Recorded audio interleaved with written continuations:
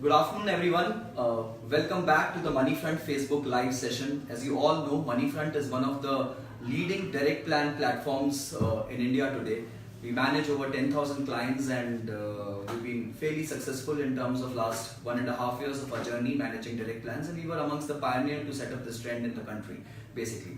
As a regular feature and series, we interact with a lot of fund managers, a lot of analysts, get their views so that our clients across the country can get access to this research and information till April 11.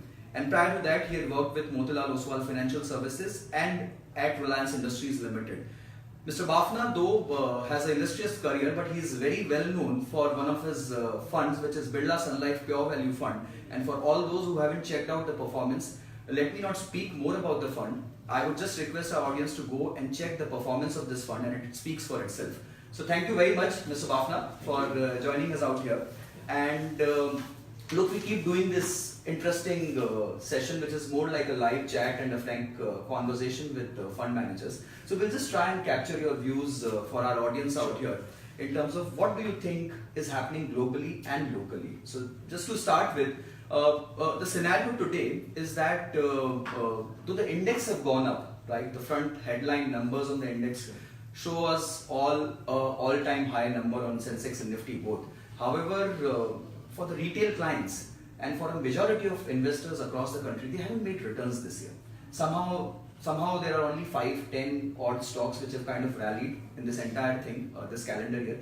What do you think is the real reason behind it? And when do you think the mid caps and other segments will catch up with the index?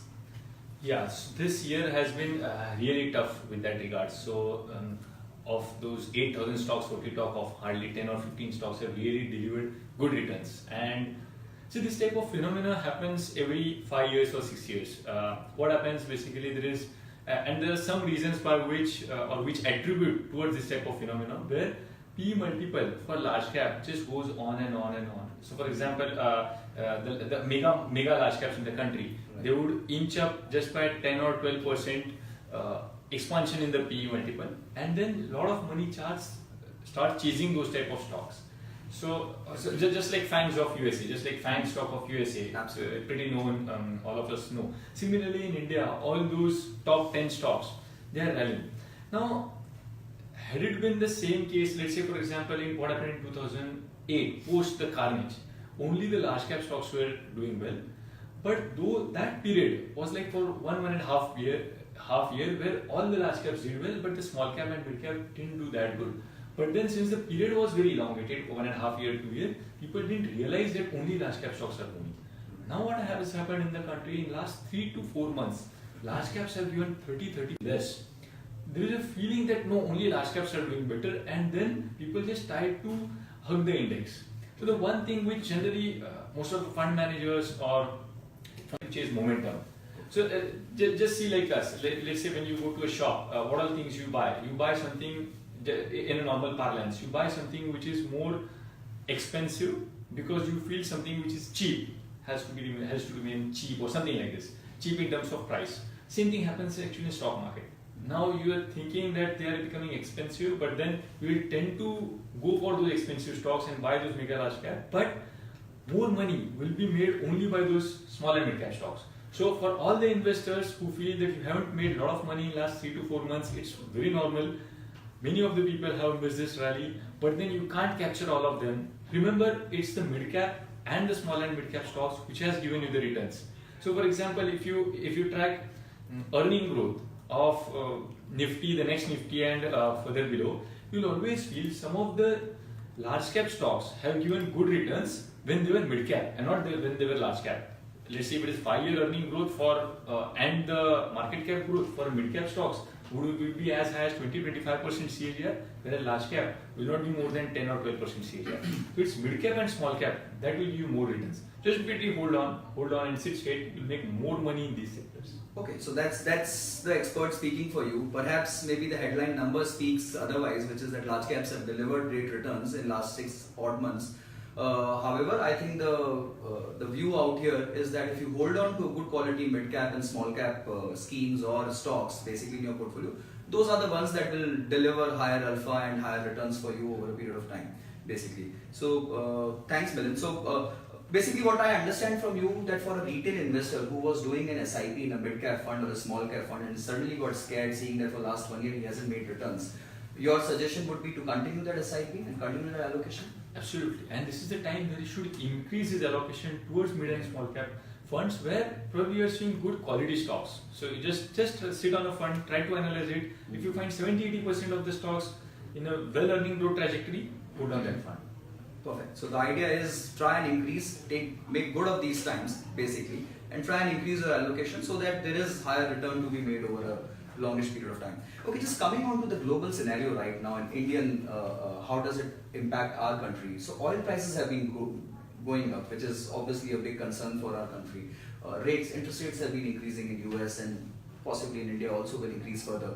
What do you think? Where does it lead us from a fiscal and a standpoint? See, crude oil prices going up, absolute amount it remains the same, whereas your overall GDP has gone up.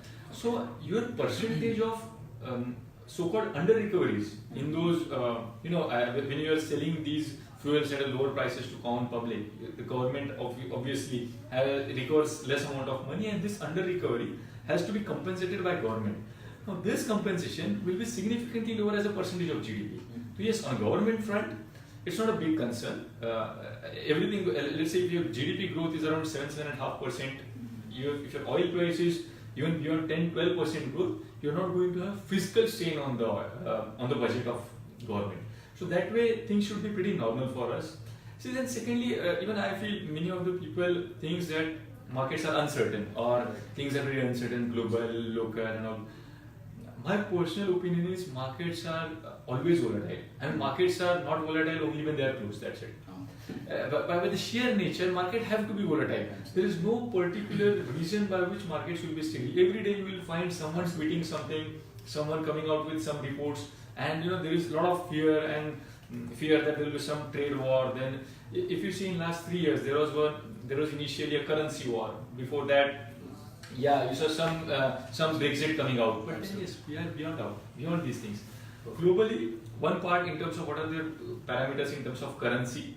Second, locally, we are in this country where, irrespective of many good or bad policies, earning growth of companies is significantly high. We being a consuming nation, earning growth is significantly high. In such a situation, it's very easy to invest in a particular market. Let's say if you are Indians and if you want to invest in the economy, either you can go and invest outside, let's say any countries like Philippines and somewhere where you are seeing more amount of growth, but or otherwise just try investing in the same things which you are consuming. That's it, and you can make a lot of money. Perfect.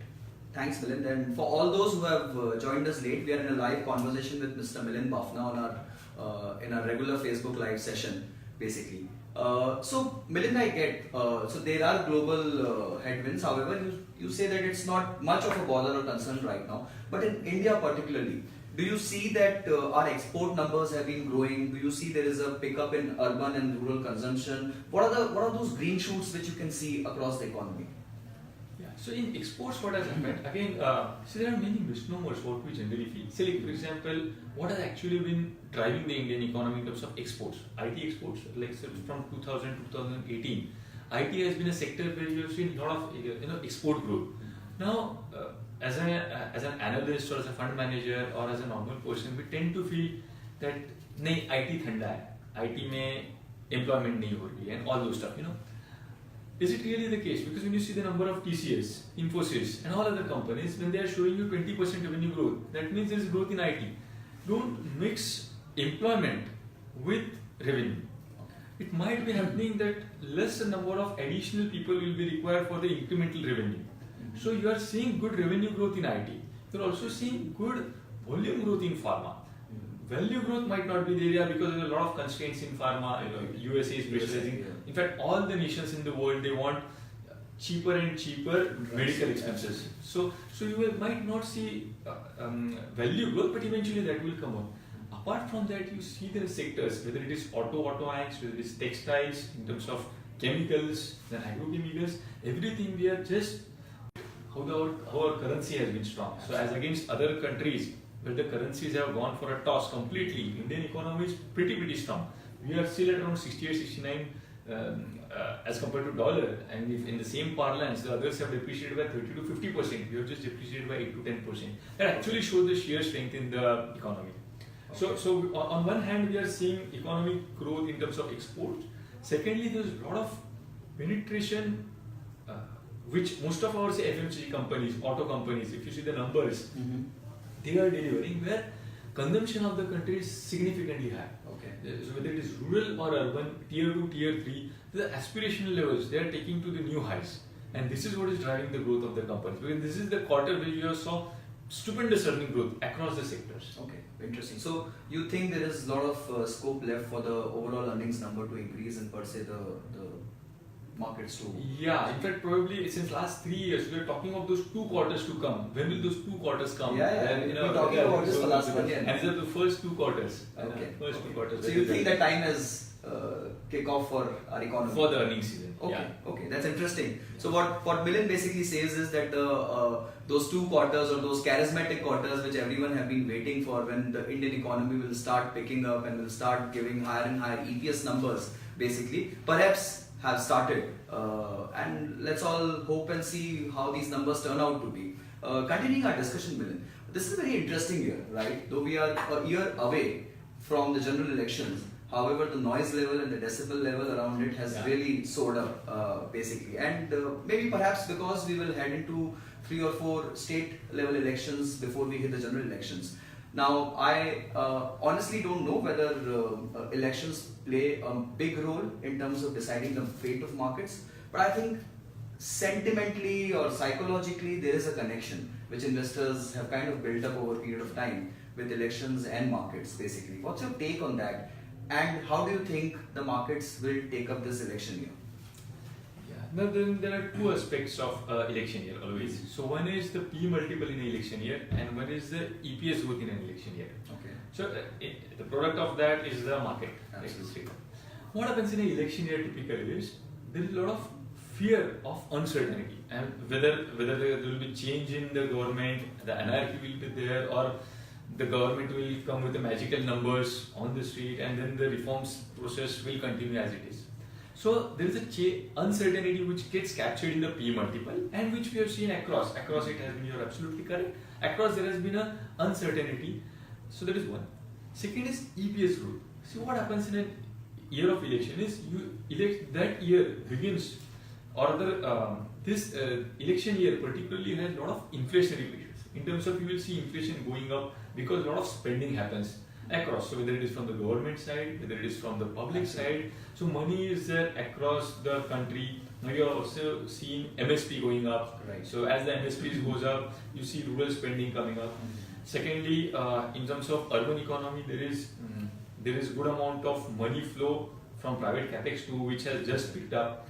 Now, hence always if you just see a smaller analysis, all the election years gives you actually higher EPS growth across the country. Across Interesting. the That's quite an interesting point. So then what happens is there is a product. So how much uncertainty will you build in those EPS growth? So if you still feel this, whatever is the concern on the P multiple, if the EPS growth is significantly high, market has to scale the new highs, and that's what we view. So we don't view markets to go down from here. In fact, our earnings growth for the Nifty is as high as 15.5% for this year.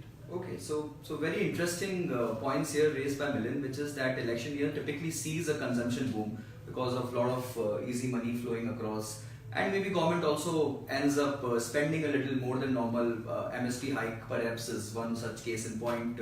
The government has kind of tried and delivering more money in the hands of the last farmers and so on and so forth. So that should ideally help consumption, and as he says that EPS, which is the earnings per share of the Sensex or the overall index levels in the markets, have always seen a reasonable amount of hike in election years. So hopefully if that happens, that should be quite a shot in the arm for markets, basically. So all those who have joined us late, we are in a live conversation with Mr. Milind Bafna, Senior Fund Manager with Birla AMC, basically. And we're trying and figuring out what actually looks good and what actually needs to be avoided in the market for times to come. So we've just talked about general macro and economy level things. Let's get on to more specific sector related things, Milind. So if you could share your thoughts on what sectors for you look very attractive from with let's say a year's perspective or something beyond that? Yeah. So for us, again, where the earnings growth is significantly higher over say 3-year, 5-year period, we are the one where we position it into with a strategical approach. So for example, sectors like chemical sector, we have positioned ourselves and increased our exposure because we have been becoming, or we have become, India as a whole, it's been becoming cheaper in terms of production cost. In terms of production cost in India has been significantly low as compared to China and most of the chemical companies, basic chemicals or something like those. Then cable industry, all of a sudden you are seeing the cables and the capital goods sector, they have started giving you or showing you decent earnings growth. So this is the area where you can park more of your money. Then you go towards pharmaceutical. See, pharmaceutical has been a cyclical structural sector. See, cyclical in the sense it's a process wherein the approval of the molecules or products start over 2-3 years. All the companies get a lot of approvals, and those approvals then they encash by setting up the new plants. Those new plants start giving you the earnings growth. So it again the plateau phase starts after 4-5 years, and then because you have expanded at multiple locations, there is a chances of failures from either FDA, and there are some observations, political observations, and then you see a down cycle in the earnings because it's sustained up. So it's a cyclical structural sector, and this cycle can be as high as 10 years or 12 years. Now we have seen a phase of say 2014 to 2017 where there is a lot of disapprovals or the products getting out of the basket. Now since last 1.5-2 years we saw a lot of approvals coming in. So this is the sector where one should be, let's say, in next 5-10 years. I don't know whether it will kickstart in next 1 year or so, but it's a sector for 5 years. So essentially chemicals, auto banks, pharmaceuticals, this is where we will make a lot of money over structurally. FMCG is something where we will make good money in next 1 or 2 years. Going forward also it's a structural sector definitely, but in terms of absolute or relative comparison between other sectors and FMCG, because most of our companies which are producing those fast moving goods, whether it's discretionary, non-discretionary, aspirational levels being high, we are seeing sales of all the electronic items, all the durable items going up at much faster pace. So this is where one can summarize this entire thing. Basically FMCG with a 1 to 2 year kind of a view. Basically auto ancillaries. That's one space. Pharma, you're saying maybe we all don't know about the timing when the sector kicks off again, but there are enough and more signs that perhaps a takeoff is overdue now. Yeah, basically. And again in exports, like as you mentioned about chemicals. So India is having a big space or edge over other countries. Okay.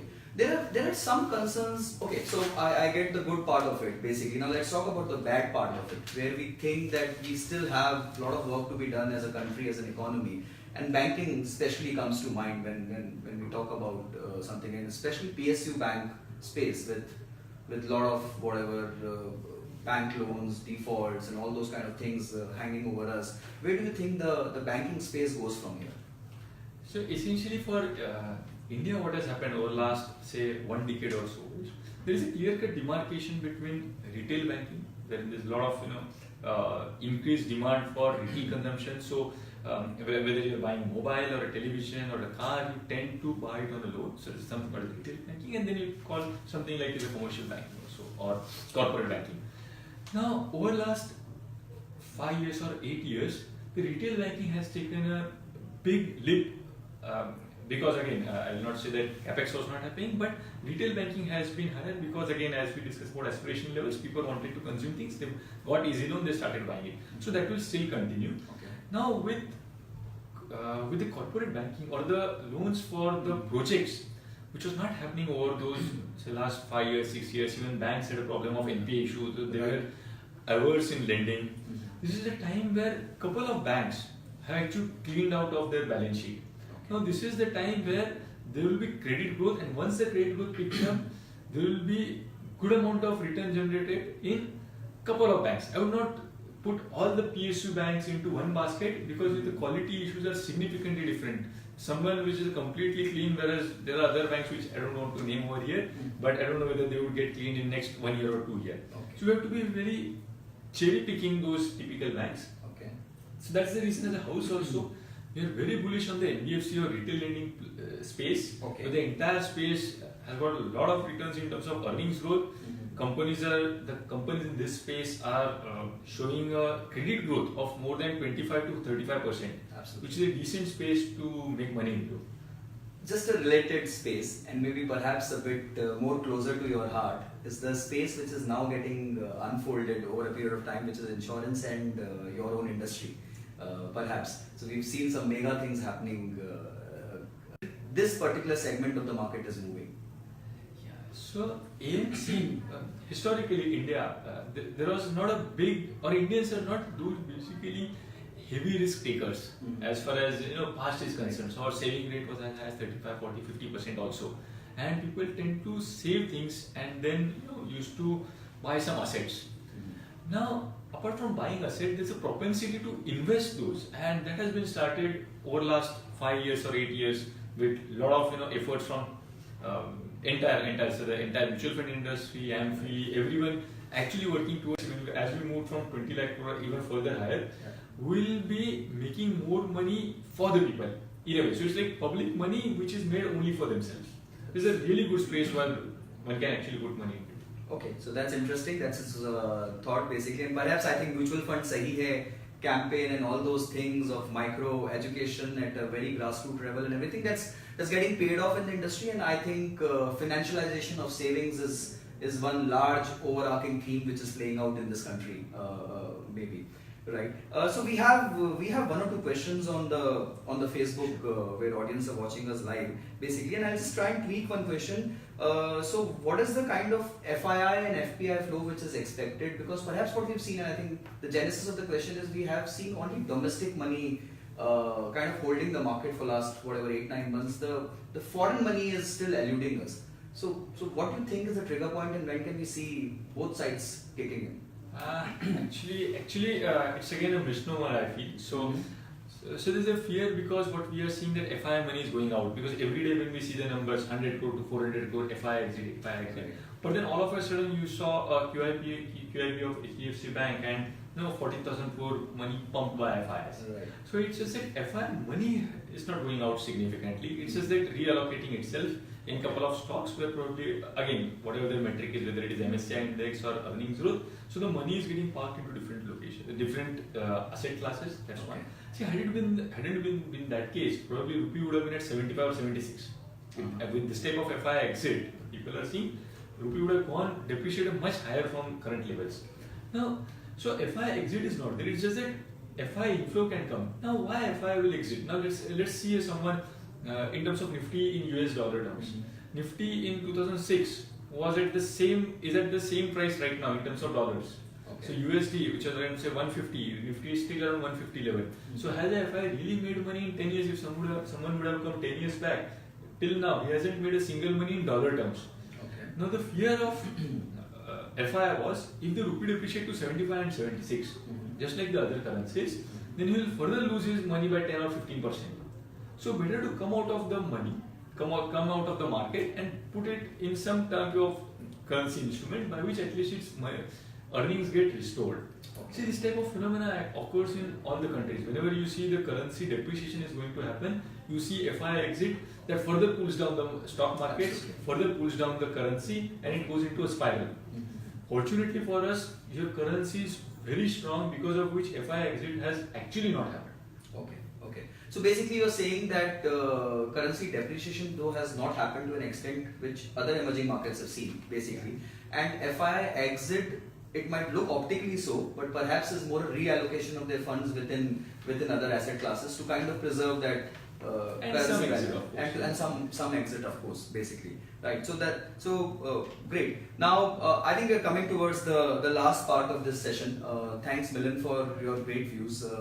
For all those who are joining us live on Moneyfront, this is our regular series or regular features where we interact with senior fund managers and analysts across fund houses. So before we end this session, this is one last question for you. If we were to do crystal gazing basically, and if I were to ask you to kind of predict something for our audience for next 6 months, 1 year, or let's say a 3-year kind of a time frame basically, where do you think markets move from here? So going forward, let's say even if we assume this 15% earnings growth coming for us, let's say in every year, and we are at a CAGR of around say at least 12 or 13%, adjusting to to the nuances of the market. So we are sitting on a 40% earning growth in 3 years. On absolute terms. Right, on absolute terms. And plus a PE re-rating of the country. So the PE re-rating of the country happens whenever you see the macro parameter of that country is stable. Like whether it is currency, your inflation, your interest rate, and politically the country is in safer hands. You will see a lot of foreign money coming into the country as well as domestic investors trying to lap up the returns. Right. So this is the situation where you need to make 50-60% returns, if not more, in next 3 years. So it's a choice of individual investor. Instead of getting into the nitty-gritties of why the markets are down and whether LTCG is doing something bad, whether reallocation of funds have created problem, but that was all past. So we are behind. Now 6 months have already gone, things have settled out. Now going forward, if you want to make 50-60% returns over 3 years, you should be in equity markets. And I don't think any other asset class has really that type of potential to give it going forward. Perfect. So that's the takeaway from this session, which is that if you really want to make higher returns, risk adjusted and inflation adjusted, equity perhaps is the only asset class which looks attractive from a 3 to 5 year kind of a perspective, right? If markets were to grow or the earnings were to grow at 15%, then it's natural for us to assume that markets will continue delivering that kind of growth for investors in a long period of time.